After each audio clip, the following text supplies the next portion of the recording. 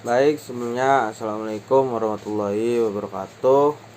Perkenalkan, nama saya Muhammad Nizar Andriansyah dengan NIM 200.321.1032 dari kelas Agribisnis A. Pada kesempatan kali ini saya akan menjelaskan mengenai cara melakukan analisis PET menggunakan SPSS. Jadi di sini yang saya ambil adalah data sekunder dari pengaruh kepemimpinan dan komitmen terhadap motivasi kerja dan implikasi terhadap kinerja karyawan. Berikut adalah data sekunder yang sudah saya siapkan. Situ untuk variabel X1 kepemimpinan, kemudian variabel X2 komitmen organisasi, dan variabel ketiga motivasi, dan variabel Y untuk kinerja.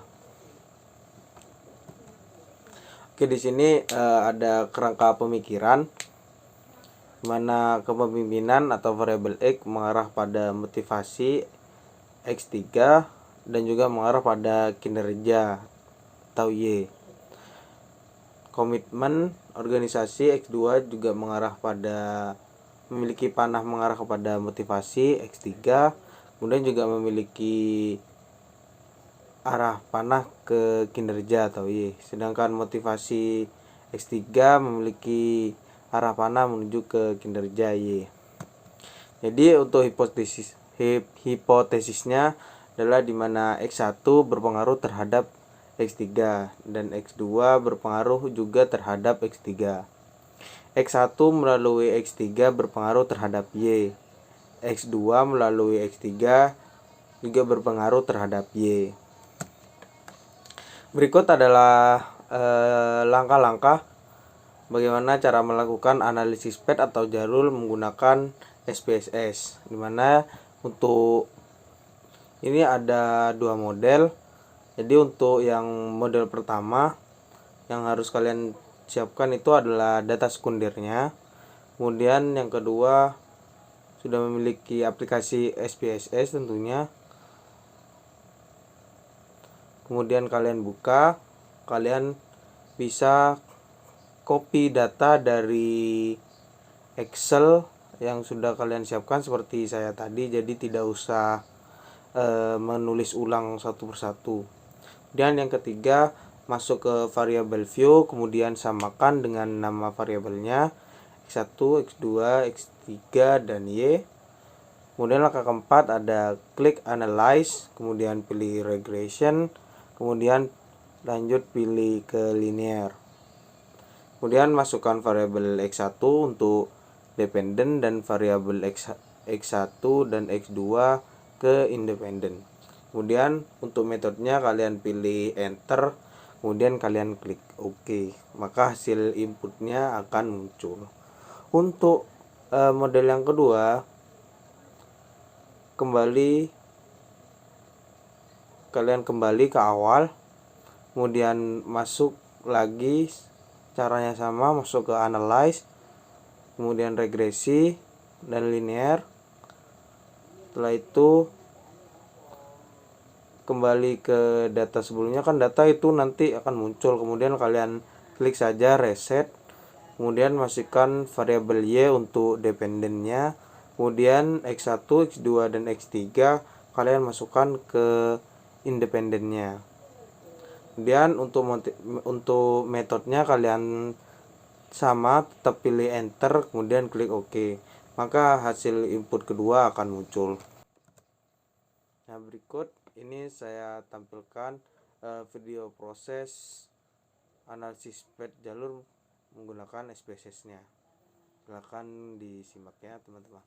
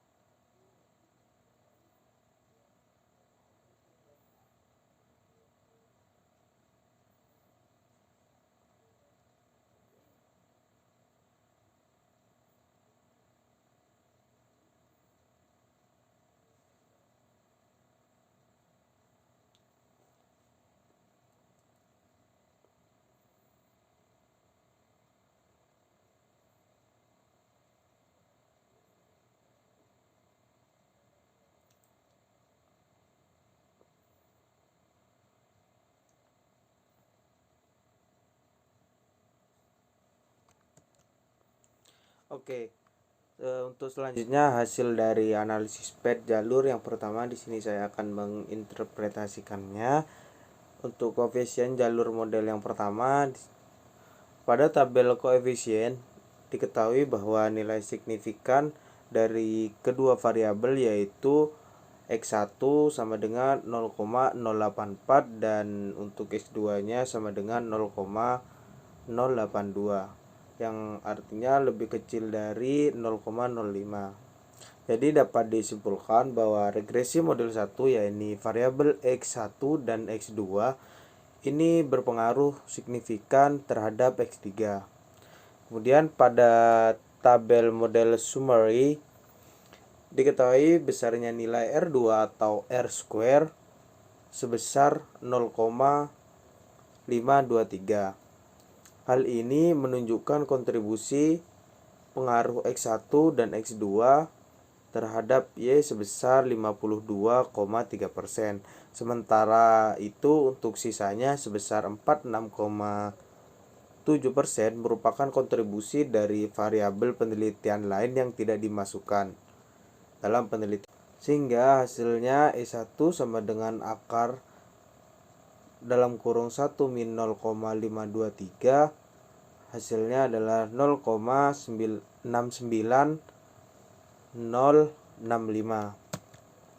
Kemudian hasil dari analisis pad jalur yang kedua, sini koefisien jalur model 2. Pada tabel koefisien diketahui bahwa nilai signifikan dari kedua variabel yaitu X1 sama dengan 0,553, X2 0,000 dan X3 sama dengan 0,284, yang artinya lebih kecil daripada 0,5. Jadi dapat disimpulkan bahwa regresi model 2 yakni variabel X1, X2, dan X3 itu berpengaruh signifikan terhadap Y. Kemudian pada tabel model summary diketahui besarnya nilai R2 atau R square sebesar 0,783 yang dimana hal ini menunjukkan kontribusi pengaruh X1, X2, dan X3 terhadap Y sebesar 78,3%. Sementara untuk sisanya yang sebesar 22,7% merupakan kontribusi dari variabel penelitian lain yang tidak dimasukkan dalam penelitian ini, sehingga menghasilkan X1 sama dengan akar dalam kurung 1 min 0,783 sama dengan 0,46583. Oke, jadi kerangka pemikirannya seperti ini. Kepemimpinan X1 berpengaruh kepada X3 sebesar 0,084. Kemudian kepemimpinan X1 berpengaruh terhadap Y itu 0,553. Kemudian komitmen organisasi X2 berpengaruh kepada motivasi X3 sebesar 0,082. Kemudian komitmen organisasi X2 berpengaruh kepada kinerja Y itu 0,000. Untuk motivasi atau X3 berpengaruh kepada Y sebesar 0,284. Jadi E1 sama dengan 0,69065. Untuk kinerja E1 sama dengan 46583. Seperti itu. Jadi itu saja yang bisa saya sampaikan pada kesempatan kali ini. Saya ucapkan terima kasih sekian dan terima kasih. Kurang lebihnya mohon maaf. Wabillahi taufik wal hidayah. Assalamualaikum warahmatullahi wabarakatuh. See you.